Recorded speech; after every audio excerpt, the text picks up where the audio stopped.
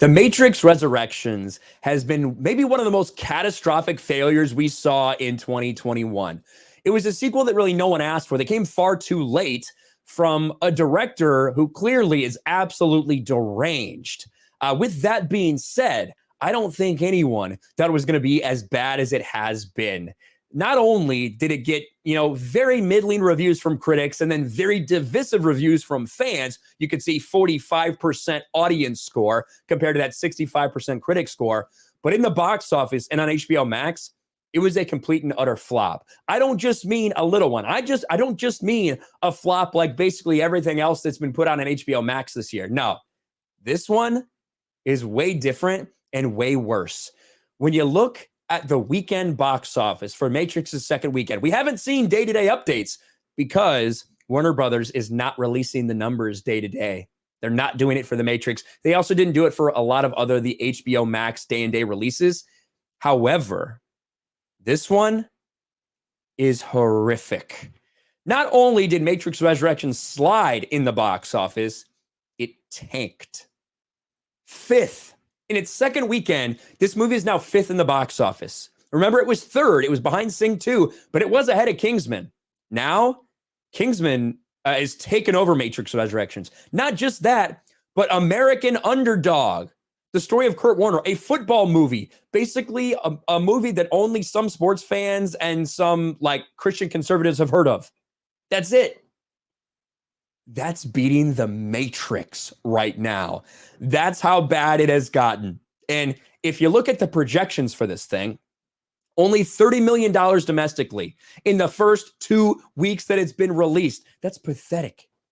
You have something like Wonder Woman 1984, which was released at the height of all this bullshit when a lot of theaters weren't open, that made more than this movie, but was also released on HBO Max.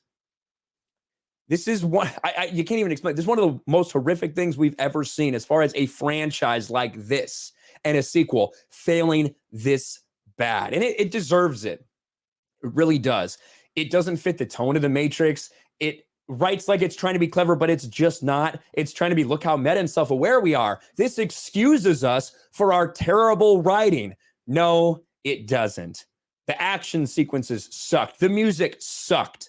The acting sucked. There is nothing redeemable from this movie. Was there a little bit of wokeness on identity politics? Yeah, not as much as a lot of people expected, but that wasn't the overbearing part of the movie. The problem with the movie is that it just fucking sucked. And what we're seeing here is a great indicator of that. Let's go to box office really quick. And you can see, again, they don't release every day, but you can see overall nearly a 70% drop.